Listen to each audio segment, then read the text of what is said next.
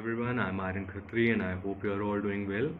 आज इस वीडियो में हम बात करने वाले हैं about the job profile of a sub inspector in the narcotics control bureau. NCB department जो आपका होता है, जो ड्रग्स वगैरह को कंट्रोल करता है, उनकी देख रेख करता है चीज़ों के प्रोसीजर्स की, उसमें जो सब इंस्पेक्टर की वैकेंसी आती है आपके एसएससी सीजीएल यानी कंबाइंड ग्रेजुएट लेवल एग्ज़ाम में, उससे रिलेटेड हम बात करने वाले हैं कि किस तरीके की उसकी जॉब प्रोफाइल होती है, क्या सैलरी होती है, किस तरीके के प्रमोशंस होते हैं और आप में से किन लोगों के लिए ये जॉब सही रहेगी या किन लोगों के लिए ये जॉब बिल्कुल सही नहीं रहेगी।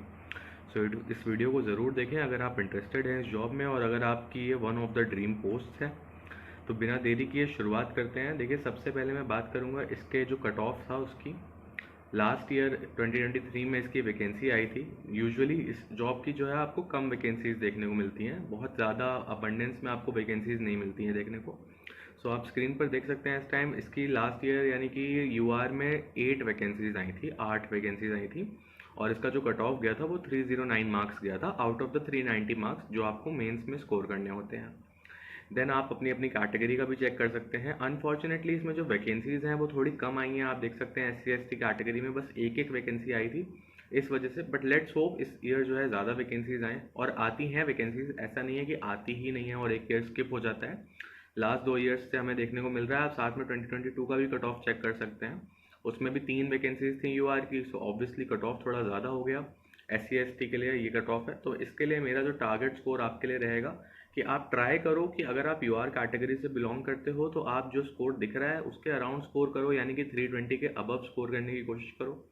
अगर आप किसी रिजर्व कैटेगरी से बिलोंग करते हो तो भी मैं कहूँगा कि सेफर साइड पे रहना ज़्यादा अच्छा ऑप्शन होगा, बजाय कि आप ये सोचो कि नहीं 295 है तो बस 296 नंबर ले आऊँ या 298 ले आऊँ। 305 310 फिर भी आप लाने की सोचो, बट रिगार्डलेस ऑफ इट मेरा मानना है कि आपको 320 प्लस मार्क्स स्कोर करने का टारगेट रखना ही चाहिए। साथ में अगर आप मॉक्स लगा रहे हैं टेक्स्ट बुक वगैरह पे या किसी भी चीज़ पे, तो आप देखिए कि आपकी जो रैंक है वो 500 के नीचे ही आए।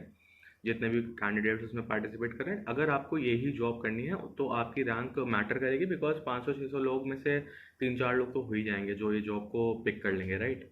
सो इसलिए ये थोड़ा इंपॉर्टेंट होगा। नेक्स्ट हम बात करते हैं इसका जो फिजिकल होता है। फिजिकल यानी कि इसके कुछ फिजिकल रिक्वायरमेंट्स होते हैं आपके और वो आपको मीट करने चाहिए, और उसके अलावा आपका एक छोटा मोटा कुछ टेस्ट भी होता है जो आपको देखना पड़ता है।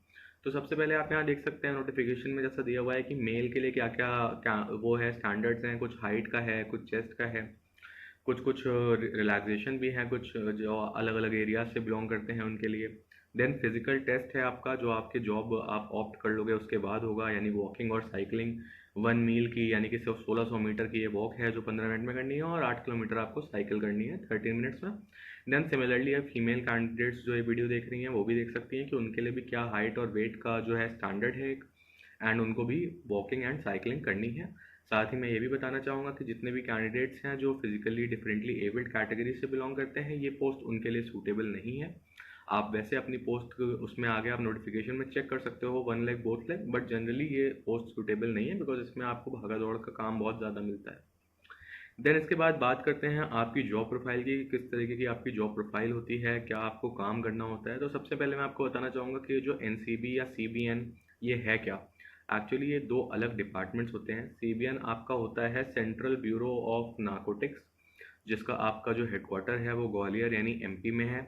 इनका जो काम होता है वो मेनली ओपीएम से रिलेटेड होता है। जो आपकी ओपीएम की खेती होती है उससे रिलेटेड होता है। इसका जो कल्टीवेशन होता है, इसका जो इंपोर्ट होता है, इसकी जो ट्रेडिंग होती है, इसमें कुछ इलीगल ना हो। तो ओपीएम के इर्द गिर्द जितनी चीज़ें हैं, जो रूल्स और रेगुलेशन है, वो सीबीएन देखती है, यानी सेंट्रल ब्यूरो ऑफ नारकोटिक्स देखती है। देन आप ये भी सोचो ओपीएम की जो फार्मिंग है वो यूपी एमपी राजस्थान में ज़्यादा पाई जाती है। इन सब जगह पे इसकी पैदावार ज़्यादा होती है, तो इस वजह से इन सब जगह पे ही आपके ऑफिसेज होते हैं। हैंस इसका जो हेडक्वार्टर है, ज़्यादातर यूजुअली आप ऑफिसेज में देखोगे दिल्ली में है हेडक्वार्टर या कहीं और है। इस वजह से इसका जो हेडक्वार्टर है मध्य प्रदेश में पाया जाता है। तो इसका मतलब ये कि आपकी जो पोस्टिंग होगी वो भी एमपी राजस्थान यूपी में ही इन्हीं एरियाज़ में होगी, ठीक है। तो आपको ऑफ कोर्स ऑफिसेज में रहना है, ऐसा नहीं है कि आपको फील्ड में रहना होगा, बट आपकी जो पोस्टिंग होगी वो इन स्टेट्स में होगी। तो जो लोग इन स्टेट से बिलोंग करते हैं उनके लिए तो ये जॉब बहुत ही बेटर हो जाएगी, जो नॉर्दर्न स्टेट्स हैं या सेंट्रल स्टेट्स हैं उनके लिए। इसके बाद जो ये है, ये वाला जो डिपार्टमेंट है सीबीएन, ये आपका फाइनेंस मिनिस्ट्री के अंडर आता है। एंड नेक्स्ट जो डिपार्टमेंट है आपका वो है नार्कोटिक्स कंट्रोल ब्यूरो, एनसीबी, जो कि आप देखते हो न्यूज़ में काफ़ी फेमस होता है अक्सर। तो वो एक सेंट्रल लेवल का डिपार्टमेंट है। वो आपका है, ये भी सेंट्रल लेवल का डिपार्टमेंट, बट उसकी जो रोल्स और रिस्पॉन्सिबिलिटी है वो थोड़ी वाइड है। वो ज़्यादा रोल्स और रिस्पॉन्सिबिलिटी है, इस वजह से उसकी जो पोस्टिंग है वो आपको अलग अलग अलग सिटीज़ में मिलती है, ना कि सिर्फ 3-4 सिटीज़ में। ऑल ओवर इंडिया आपका जो होता है उसमें पोस्टिंग होती है। साथ ही उसमें सारे आपके जो ड्रग्स रिलेटेड मैटर हैं, ना कि सिर्फ ओपीएम, और भी जितने भी ड्रग्स होते हैं, फार्मास्यूटिकल ड्रग्स हो गए या जो भी हो गए, जिस भी मैटर से यूज़ हो रहे हैं, तो उसमें आपको वैसा काम भी होता है। एज अ सब इंस्पेक्टर आपको इलीगल ट्रैफिकिंग को रोकने का काम होगा। आपको क्रिमिनल एक्टिविटीज़ में पार्टिसिपेट करना होगा कि किस तरह से इनको रोका जाए, इन्वेस्टिगेशन मैटर्स में देखा जाए, क्रिमिनल एक्टिविटीज़ को किस तरह से स्टॉप करना है। पूरी जो तहकीकात होती है, एक पूरा ऑपरेशन होता है, वो आपको कंडक्ट करना होगा। नॉट एग्जैक्टली कि एज अ सब इंस्पेक्टर आप ही को नहीं करना होगा, यूजुअली ये केसेस इंस्पेक्टर देखते हैं, बट आपको अपने इंस्पेक्टर्स को असिस्ट करना होगा। या अगर इंस्पेक्टर की वैकेंसीज आपको देखने को मिलती हैं तो फिर आप उसमें अप्लाई करोगे तो आपको देखना होगा। बाकी इंपोर्ट एक्सपोर्ट जो होता है ड्रग्स का, उसमें भी आपका बहुत ज़्यादा काम होगा, आपको उसमें भी पार्टिसिपेट करना होगा कि किस तरह से इंपोर्ट हो रहा है, क्योंकि इन सब मैटर्स में क्या होता है, इलीगल चीज़ें बहुत ज़्यादा होती हैं और बहुत लार्ज स्केल पे होती हैं। तो आपको ये चीज़ों का ध्यान रखना होगा। नेक्स्ट इस जॉब प्रोफाइल के बाद बात करते हैं इसकी सैलरी की। ये एक आपकी 4200 ग्रेड पे की जॉब है, जिसमें जैसे बाकी सब आपको 4200 ग्रेड पे में जो सैलरी मिलती है वही इसमें भी मिलती है। कोई अलग से स्पेशल अलाउंस आपको नहीं मिलता है इसमें। देन आपका जो होता है इसमें ग्रुप बी की ये जॉब है, एंड आपकी जो बेसिक पे होती है वो 35,400 यानी 35,400 होती है। आपकी ग्रोस पे अराउंड 75,000 के अराउंड होती है ग्रॉस पेमेंट आपकी, और आपकी इन हैंड पेमेंट जो आपके बैंक अकाउंट में हर महीने के एंड पे आती है, it is about 62-65,000 x city में अगर आप हैं तो। अगर आप बाई सिटी में हैं तो आप 5-6 हज़ार कम कर सकते हो, आप चेक भी कर सकते हो। बट अगर आप एक्स सिटी में हैं, जो कि कैपिटल्स वगैरह में, अगर आप एनसीबी में जाते हो, स्टेट कैपिटल्स वगैरह में आप पोस्टिंग होती है आपकी, तो वो एक्स सिटीज़ ही होती हैं जनरली। तो आपकी ये सैलरी होती है। सो एक अच्छी डिसेंट सैलरी आपको मिलती है इसमें। देन नेक्स्ट हम इसके प्रमोशंस की बात करते हैं कि आप एक सब इंस्पेक्टर की पोस्ट पर सिलेक्ट हो गए हो। अब नेक्स्ट आपकी हायरार्की क्या है, कैसे कैसे आपको आगे बढ़ना है लाइफ में। तो देखिए, सबसे पहले तो आप इसके बाद सब इंस्पेक्टर रहोगे 4200 ग्रेड पे के बाद। आपका जो फर्स्ट चांस आएगा वो होगा आपका एक इंस्पेक्टर या इंटेलिजेंस ऑफिसर जो होता है वो बनने का, जो कि आपका आता है 8 से 10 ईयर्स के बाद। वैकेंसी जो आती हैं उसके हिसाब से आप एलिजिबल हो जाते हो एंड आप अप्लाई कर सकते हो। तो आप 8 to 10 ईयर्स के बाद एक इंस्पेक्टर की पोस्ट पे जा सकते हो। देन आप इंस्पेक्टर रहोगे, इंटेलिजेंस ऑफिसर रहोगे, जो कि 4600 ग्रेड पे की पोस्ट है। वो भी आप 10 साल जब रह लोगे उस पर, तब आपको सुपरिटेंडेंट यानी कि एसपी जो होता है वो बनने का मौका मिलेगा, यानी कि 4800 ग्रेड पे की पोस्ट पर जाने का मौका मिलेगा। सो प्रमोशन देखा जाए तो कुछ बहुत फास्ट नहीं है, क्योंकि आप 20 साल बाद एसपी बन रहे हो। मोस्टली लोग एसपी बन के, सुपरिटेंडेंट बन के ही रिटायर हो जाते हैं। अगर आप कोई बहुत यंग हैं जो जा रहे हैं जॉब में 21-22 साल में, तो आप इसके बाद जो है असिस्टेंट डायरेक्टर भी बन सकते हैं, जो कि 6600 ग्रेड पे की पोस्ट होती है। तो काफ़ी बड़ा आपको लीप होता है। बट देन अगेन 20-25 साल में अगर आप ऑलरेडी टाइम से बन भी जाते हो तो भी आपके लिए मुश्किल होता है असिस्टेंट डायरेक्टर तक पहुंचना। जो लोग यंग ज्वाइन करने वाले हैं उनके लिए थोड़ा आसान होगा ये चीज़। नेक्स्ट हम बात करते हैं, यहाँ पे तो हमने समझ लिया कि किस तरह से जॉब होती है, किस तरह से इसकी पोस्ट है, क्या काम होते हैं, क्या सैलरी एंड ऑल है। नेक्स्ट इसकी बात करते हैं कि क्या इसके प्रोज होते हैं, क्या किन लोगों के लिए ये जॉब अच्छी रहेगी। अभी तक देखिए आपको समझ में आ गया होगा कि जॉब में थ्रिल और एडवेंचर तो काफ़ी है। तो ऐसा तो कुछ नहीं है कि ये जॉब आपकी बोरिंग होने वाली है, मोनोटोन होने वाली है, क्योंकि आप रेगुलरली आप नए नए लोगों से डील करने वाले हो। तो एक एक्सपोजर तो आपको मिलने ही वाला है। सेकेंडली, ये जॉब काफ़ी इंटेलिजेंट जॉब है आई वुड से, क्योंकि देखो आपको एक ना मिक्सचर मिल रहा है। फील्ड पे भी आपको काम करना है, ऑफिस में भी आपको देखना है, केस भी सॉल्व करने हैं, ऑफिस वर्क भी है। तो it is a good amalgamation मैं कहूँगा दोनों चीज़ों का, जिसमें आपको ध्यान रखना है चीज़ों का। कोई भी क्रिमिनल एक्टिविटी हो रही है तो आपको एक ये सीबीआई वाला जो एक थोड़ा सा रोल होता है वो काफ़ी हद तक वैसा मिलता है। साथ ही आपको पेपर वर्क में भी इन्वॉल्व होना है। तो दिस इज़ अ जॉब जो काफ़ी मतलब आपका इंटेलिजेंस इसमें रिक्वायर होगा।